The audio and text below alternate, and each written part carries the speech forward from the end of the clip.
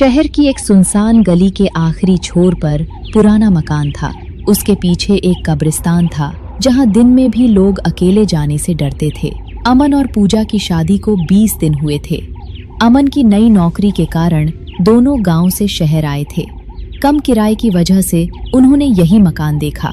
मकान पुराना जरूर है मगर मजबूत है। 2 कमरे, रसोई, पानी और बिजली सब है। बस पीछे कब्रिस्तान है, इसलिए लोग थोड़ा डरते हैं। तुम पढ़े लिखे लोग हो, ऐसी बातों को सच नहीं मानते होगे। हमें कब्रिस्तान से कोई परेशानी नहीं है। किराया कम है और मेरा दफ्तर भी पास है। हम आज ही यहाँ रहने आ जाएंगे। पूजा ने पिछली खिड़की से बाहर देखा। टूटी कब्रों के बीच खड़ा सूखा पेड़ मकान की छत तक फैला था। अमन, ये जगह मुझे ठीक नहीं लग रही। खिड़की से कब्रें साफ दिखाई देती हैं। हम कोई दूसरा मकान देख लेते हैं। कुछ दिन में आदत हो जाएगी। इतने कम किराए में दूसरा मकान मिलना मुश्किल है।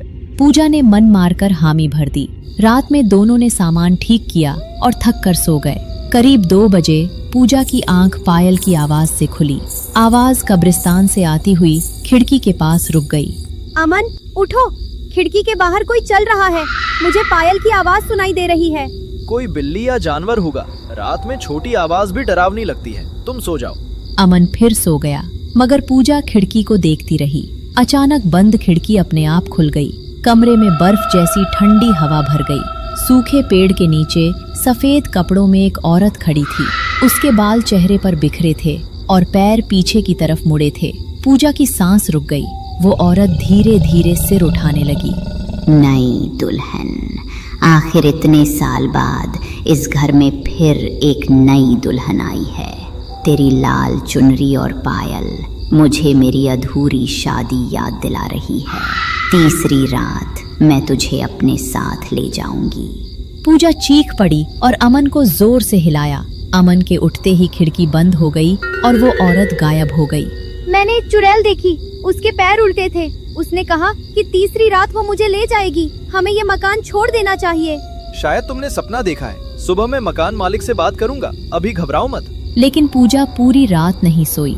अगली सुबह पूजा दरवाजे के बाहर खड़ी थी। तभी सामने रहने वाली सीमा उसके पास आई। तुम लोग कल इस मकान में रहने आए हो। श्यामलाल ने तुम्हें इस घर की पुरानी बात नहीं बताई। उसने सिर्फ कब्रिस्तान के बारे में बताया था। और कौन सी बात है? 5 साल पहले एक नया शादीशुदा जोड़ा यहाँ रहने आया था। तीसरी रात उसकी पत्नी गायब हो गई। पिछला दरवाजा खुला था और उसके पैरों के निशान कब्रिस्तान तक गए थे। उससे पहले भी 2 नई दुल्हनें इस मकान से गायब हुई थी। पूजा का चेहरा पीला पड़ गया। हर बार लोगों ने रात में पायल बजने और किसी औरत के हंसने की आवाज सुनी थी। कब्रिस्तान का रखवाला रहीम चाचा इस बारे में बहुत कुछ जानते हैं। तभी अमन वहाँ आ गया। पुरानी घटनाओं के पीछे कोई दूसरा कारण भी हो सकता है। बिना सबूत हर बात को भूत से जोड़ना सही नहीं है। आज रात खुद रहीम चाचा से पूछ लेना, लेकिन देर मत करना। इस घर में खतरा हमेशा तीसरी रात आता है। दोपहर में अमन दफ्तर गया। तभी ऊपर से कुछ गिरने की आवाज आई। पूजा वहाँ पहुँची तो पुराना संदूक खुला था और उसके पीछे की दीवार से औरत के रोने की आवाज आ रही थी। मेरा हार लौटा दो। पूजा पीछे हटने लगी। तभी सामने लगे शीशे में उसके पीछे वही चुड़ैल दिखाई दी। उन्होंने मेरी शादी छीन ली, मेरा हार छीन लिया और मुझे जिंदा मिट्टी में दबा दिया। अब इस घर में आने वाली हर दुल्हन मेरे साथ जाएगी। पूजा ने आंखें बंद कर ली। जब दोबारा आंखें खोली तो शीशे में कोई नहीं था, मगर दीवार पर नाखूनों से लिखा था, तीसरी रात मैं तुझे ले जाऊंगी। शाम को अमन लौटा तो पूजा ने उसे निशान दिखाए। ये कोई सपना नहीं है। हमें अभी रहीम चाचा के पास जाना होगा। शाम को दोनों रहीम चाचा के पास पहुँचे। ये पायल उतार दो बेटी। इसकी आवाज जरीना की आत्मा को खींचती है। कल तीसरी रात है। उससे पहले सच समझना जरूरी है। जरीना कौन थी? वो नई दुल्हनों को ही क्यों ले जाती है? 60 साल पहले इस मकान में हरदयाल नाम का सुनार रहता था। जरीना की शादी होने वाली थी। उसने हरदयाल से सोने का हार बनवाया था। शादी से 1 रात पहले वो हार लेने यहाँ आई। हार बहुत कीमती था। हरदयाल के मन में लालच आ गया। उसने हार देने से इनकार किया। जरीना ने विरोध किया तो उसने उसके सिर पर वार कर दिया। वो बेहोश हो गई। हरदयाल ने उसे मरा समझकर खाली कब्र में जिंदा दबा दिया। होश आने पर जरीना चीखती रही मगर किसी ने नहीं सुना। पूजा की आंखों में डर भर गया। उसका हार कहाँ है? हरदयाल ने हार मकान की ऊपर वाली दीवार में छिपा दिया था। बाद में उसने ये सच अपने बेटे को बताया। वही बेटा श्यामलाल का पिता था। इस परिवार ने सच छिपाए रखा। तो श्यामलाल सब जानता है? हाँ, जरीना का गुस्सा अब नई दुल्हनों पर उतरता है। वो उन्हें कब्रिस्तान के नीचे बने तहखाने में ले जाती है। उसे रोकने के लिए हार उसकी असली कब्र में रखना होगा और हरदयाल के परिवार को अपना अपराध सबके सामने मानना होगा। अगली सुबह अमन ने श्यामलाल को बुलाया। पुलिस का नाम सुनते ही उसने सच मान लिया। मेरे पिता ने मुझे हार और जरीना की कहानी बताई थी। मैंने दीवार तोड़ने की कोशिश की थी, मगर मकान में चीखें गूंजने लगी। मैं डर गया।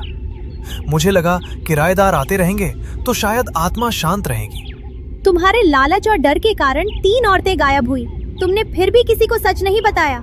मुझसे अपराध हुआ है। आज रात मैं हार निकालूंगा और जरीना की कब्र में रखूंगा। रात 11 बजे चारों ऊपर वाले कमरे में पहुंचे। अमन और श्यामलाल ने दीवार तोड़ी तो अंदर से लोहे का डिब्बा निकला। ठंडी हवा घूमने लगी। दीवारों से काला पानी बहने लगा। डिब्बे में चमकता हुआ पुराना सोने का हार था। उसी समय कमरे की बत्ती बुझ गई। पूजा की चीख सुनाई दी। अमन ने पीछे देखा तो पूजा गायब थी। नीचे कब्रिस्तान में जरीना पूजा की आंखें खुली थीं, मगर शरीर उसके वश में था। पूजा! अमन हार लेकर नीचे भागा। रहीम चाचा और श्यामलाल भी पीछे दौड़े। जरीना पूजा को एक टूटी कब्र के अंदर बनी सीढ़ियों से नीचे ले गई। बाकी लोग भी पीछे उतर गए। बदबूदार तहखाने की दीवार के पास 3 गायब महिलाओं के सूखे शरीर पड़े थे। बीच में पूजा बेहोश पड़ी थी और जरीना उसके सामने खड़ी थी। अब उसका चेहरा साफ दिख रहा था। चेहरे पर मिट्टी थी, नाखून टूटे हुए थे और उंगलियों से खून बह रहा था। मेरी शादी की सुबह मेरे घर वाले मेरा इंतजार करते रहे। मैं इस कब्र में जिंदा दबी चीखती रही। जब मेरी खुशी छीन ली गई तो किसी और दुल्हन को खुशी से जीने का अधिकार नहीं है। अमन ने हार उसके सामने कर दिया। तुम्हारे साथ बहुत बड़ा अन्याय हुआ, लेकिन पूजा ने तुम्हारा कुछ नहीं बिगाड़ा। निर्दोष औरतों को मारकर तुम हरदयाल से अलग नहीं रही। मुझे न्याय मत सिखा। जब मैं मदद मांग रही थी तब कोई नहीं आया। श्यामलाल आगे आया। वो डर से कांप रहा था। मेरे परिवार ने तुम्हारे साथ हुए अपराध को छिपाया। मैंने भी सच जानते हुए ये मकान किराए पर दिया। उन 3 महिलाओं की मौत में मैं भी जिम्मेदार हूँ। कल मैं पुलिस और पूरे शहर के सामने सच स्वीकार करूंगा। सिर्फ बोलने से काम नहीं होगा। जिस परिवार ने हार छिपाया था, उसी परिवार का आदमी इसे जरीना की कब्र में रखेगा। बहुत देर हो चुकी है। अमन पूजा की तरफ बढ़ा, मगर तेज हवा ने उसे पीछे फेंक दिया। रहीम चाचा ने तहखाने की मिट्टी हटाई। नीचे एक पुराना पत्थर मिला जिस पर जरीना का नाम लिखा था। श्यामलाल, जल्दी हार यहाँ रखो। श्यामलाल ने हार उठाया और कांपते हाथों से जरीना की कब्र में रख दिया। मैं तुम्हारा हार लौटा रहा हूँ। तुम्हारी कब्र पर तुम्हारा सही नाम लिखा जाएगा। इन महिलाओं के परिवारों को सच बताया जाएगा। ये मकान अब किसी को किराए पर नहीं दिया जाएगा। हार कब्र में गिरते ही रोशनी फैल गई। जरीना चीखी और उसका डरावना चेहरा सामान्य होने लगा। उसने पूजा के गले से हाथ हटा लिया। मुझे हार से ज्यादा अपने सच के लौटने का इंतजार था, लेकिन मेरा दर्द नफरत बन गया। मैंने उन औरतों को मार दिया जिनका कोई दोष नहीं था।